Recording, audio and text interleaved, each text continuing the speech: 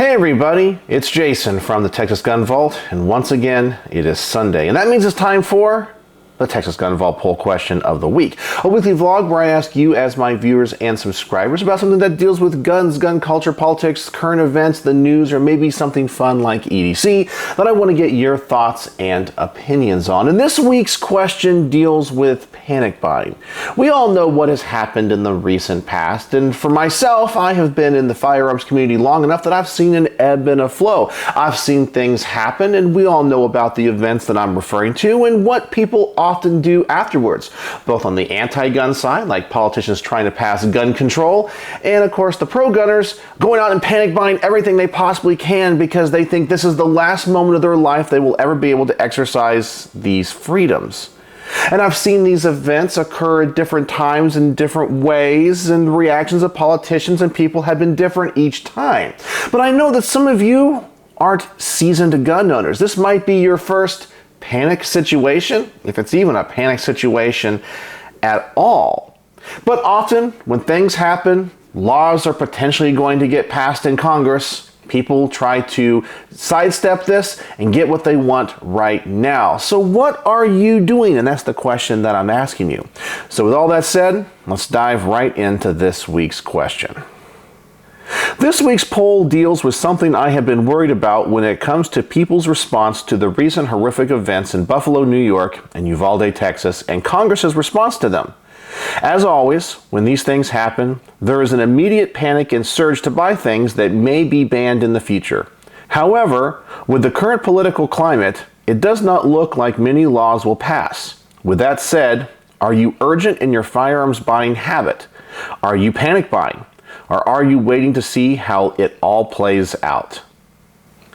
Now, as I said, I'm kind of a seasoned veteran in this. My first panic buying experience or environment happened way back in 2012. And you guys know what happened in December of 2012. And I remember laying in bed after work one night and hearing about this tragedy. And I knew at that moment, we have Obama in the presidency. We have a Democrat Congress, and it wasn't as half and 50 split as it is today. And I was like, something's going to happen. They're going to use this to their full advantage. And at that time, the assault weapons ban had only sunset for about 8 years, maybe. So it was still very fresh in people's mind. We've had a lot more time to think about it and do all the studies on, did it actually reduce crime? So we have done that now, so we have a different perspective. And of course, the gun culture has changed even since 2012. It's 2022 now, so we're 10 years away from that event. But I remember sitting in bed and going, I better go out and buy something I want because I don't think I'm going to be able to. And I remember I went to the gun store that very night and I bought my first AK. I had other guns. I had an AR-15 at that time, but I bought my first AK because I thought I'll never be able to own one of these again. And I'm telling you, at that time, it was close. We had a very charismatic president. Whether you loved him or hated him, you had to admit, he was an eloquent speaker and he could rally people to his cause. Congress was more Democrat than it is today, and even in the Senate, I want to say they had 56 or 57 votes when it came to possibly overturning the filibuster rule when it comes to passing these gun control laws. And I remember waiting with bated breath what's going to happen. I remember watching that vote when it came to Dianne Feinstein's assault weapons ban. It was a close one, and I want to say only 2 senators changed the course of that law, or that bill at the time. It never became law, but it was a very, very close call. And people were panic buying. I remember after that incident, PMAGs, which at that time were about $7.99, were going for over $100, $150 in some place. I remember that there were some gun stores that I still will not shop at today because of their price gouging. I'll go ahead and tell you which one that is. That was a place called Cheaper Than Dirt. In fact, I lived right next to one of their warehouses and retail outlets. It was my main gun store for a while. And did they price gouge? Everything went through the roof. I understand that in a panic time, well, prices have to go up because they're not even sure if they're going to be able to get inventory. But when they started selling PMags for $100 and basic Smith & Wesson M&P 15 AR-15s for $1,500, well, I gave up on that. Prices everywhere were up. People were price gouging. Ammunition was being price gouged, and we've seen that since. I have never seen it as bad as that time. I think it took 3 or 4 years for ammunition, especially 9mm and 22 long rifle, really to come back in stock where it was plentiful on the shelves. Then everything was fine for a while. Then we had Trump as the president, but then we had another scare, that one in Vegas, that terrible tragedy that happened out there.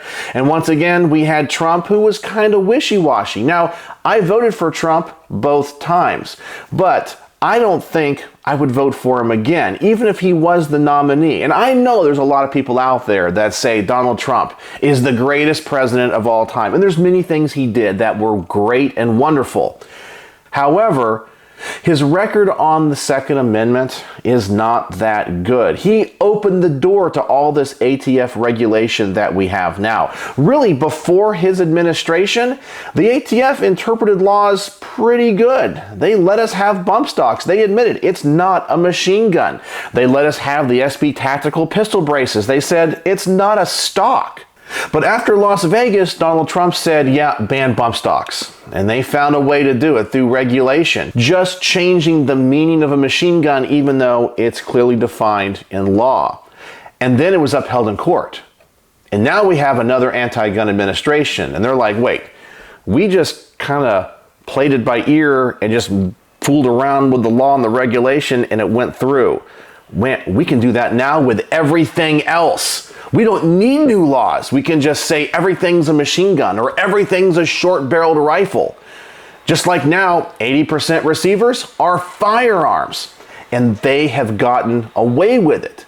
And you can blame the Joe Biden administration today for implementing all these policies, but Donald Trump opened that door. But let's get back to the topic at hand and the scare. And so after that event in Las Vegas, once again, people went out and they bought everything they possibly could. The store shelves were bare. I remember going to every gun store and seeing everything cleared out, especially if it was a modern sporting rifle. Any firearm, especially ones that I like to collect and shoot, well, they were nowhere to be found. Then we had the great ammo scare of just a couple of years ago where we couldn't get anything. I know people were messaging me all the time, both in my personal and my professional life, and going, I found this box of 100 rounds and I paid $100 for it. It's awesome. I'm going to keep stocking up. And I told people, well, it can't go on like this forever. People are either going to run out of space to store all the stuff or they're going to run out of money. And I think that kind of gets us to where we're at now. The response to these shootings has really surprised me. After it happened both in Buffalo and then what happened here in Texas, I was like, oh gosh, this is a repeat of 2012. And now the media are going to go all in on this. And I think they did. But the response to this has been very different. The store shelves are still full of guns and ammunition. Everything I could possibly want are still there. The prices are where they were before all of this happened. So what changed? Well, before I get into your responses, I'm going to give you guys my theory.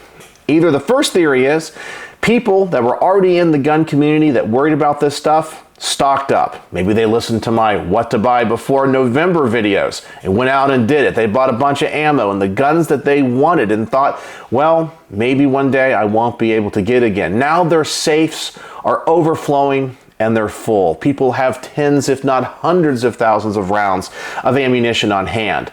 And so when something like this happens, they're like, well, I already got 4 AR-15s and I already got 50,000 rounds of 5.56. I have nowhere to store it. I'm not too worried. I'm just gonna let this pass. Or people have finally wised up. Even when Donald Trump was president and said he would not sign a gun control bill, people would still go out and panic buy because they worried he will. And I understood why, for the reasons that I've already mentioned. So even when it was less likely anything gun control was going to pass, people were still giving me the conspiracy theories. You got to go out and buy everything right now as fast as you can, pay as much as it takes, get it now, and more and more and more. And maybe we've wised up now. Maybe we look at this situation and say to ourselves, nothing happened then. We look at Congress and the Senate and go, well, nothing's really going to pass. It doesn't look like they have the numbers. Maybe I'm just going to hold off on this. Or maybe some people are thinking about, well, I can accelerate my buying purchases, but I'm not going to panic buy. I'm not going to go out there and spend way more money than what something is worth to acquire. So that's my thoughts on this, but let's see what you guys had to say with this week's results. With over 1,200 votes as of me filming this video, we have I am panic buying. I am buying everything I can as fast as I can, 6%. I am moving faster on buying things I want, but not panic buying, 45%. I am neutral and patient. I will wait to see what happens, 43%. I am selling things to take advantage of the higher prices, 3%. And something else, explain in the comments, 4%.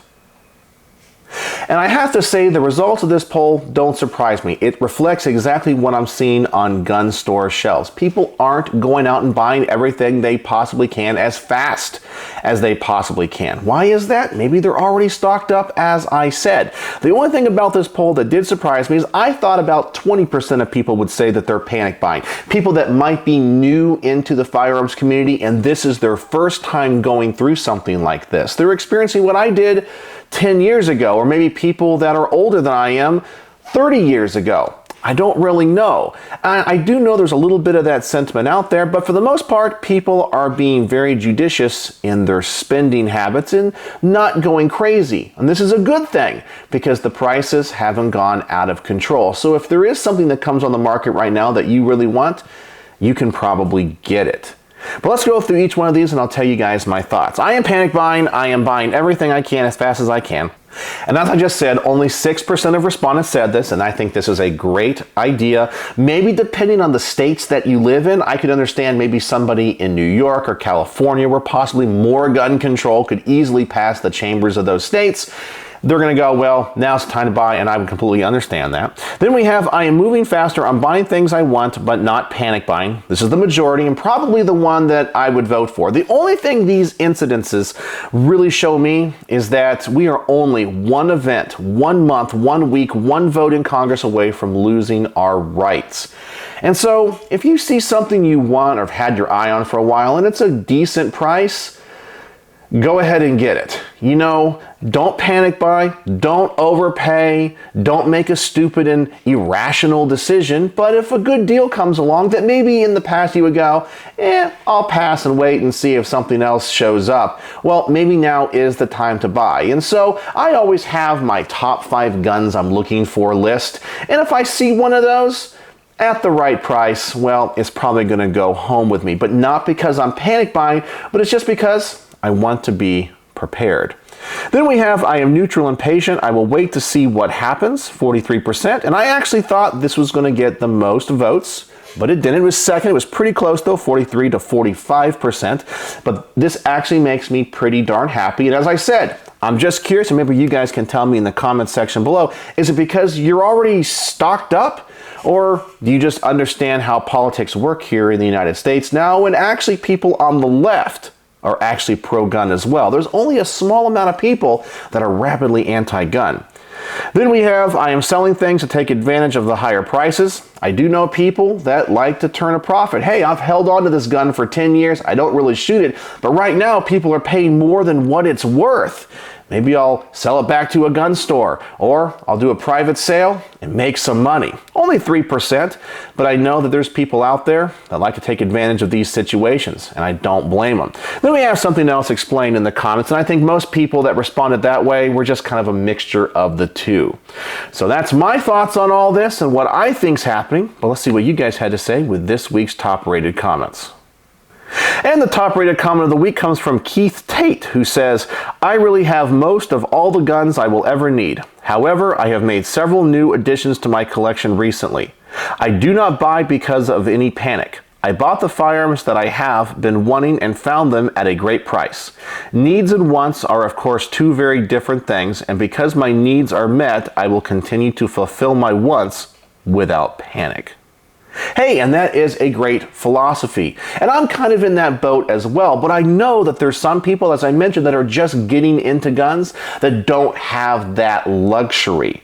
They only have one AR-15, and they're thinking to myself, well, I'd like to have a couple more. Maybe I want my wife to have one. Maybe I want to have a backup. Maybe I want one for my truck and one for the home, and I need to go out and buy that right now. And I can understand the sense of urgency with those people.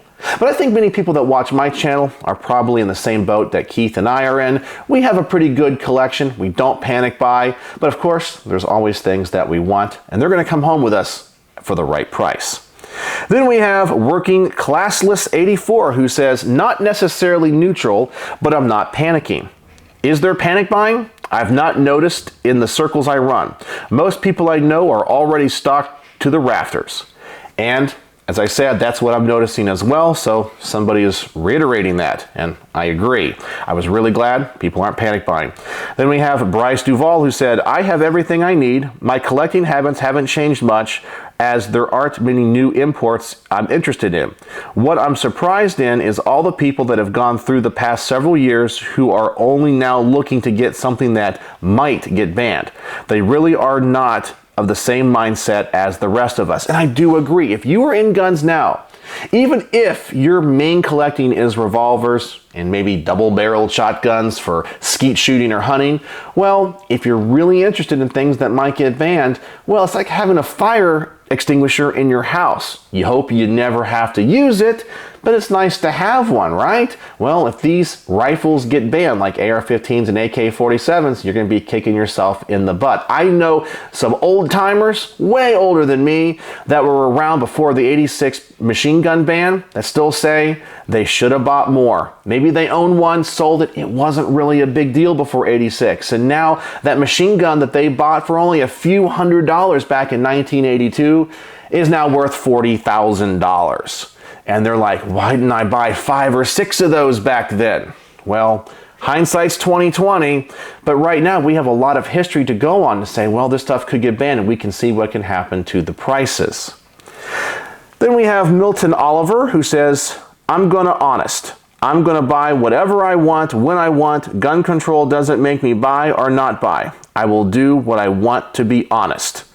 Well, there's a lot of honesty in that comment, and all joking aside, I completely get it. It's not going to stop me either, but the prices may. My desire is not going to change. Of course, we're all in this competition together. We're all friends here, right? But if we're all looking for the same rifle, well, I guess you're my enemy now. Well, until one of us gets the rifle and then we're friends again. But that's the way that goes. And then finally we have Let's Go Brandon, who said, I buy what and when I can afford, and if it is available. I'm still relatively stocked up, but could possibly use a few more cases of things just for more security. And I think that's a wise thing to do, especially when the prices are pretty normalized like they are now. So all in all, this is a really interesting time to be in. I've been through a few of these panics, and this is the first one that people aren't actually panicking. After the events that happened here in Texas that are so horrific that we can't even really fathom and talk about, that's when people went in the past and bought everything they possibly could. And right now they're like, yeah, it's not going to happen. We love our guns too much in this country. Congress isn't going to pass it, no matter what the president or certain people in Congress want. It's just not going to happen. Let's just be judicious with our spending. Let's just go back to normal. And I think that's really good. There might come a time that you do have to panic buy, but now is not it.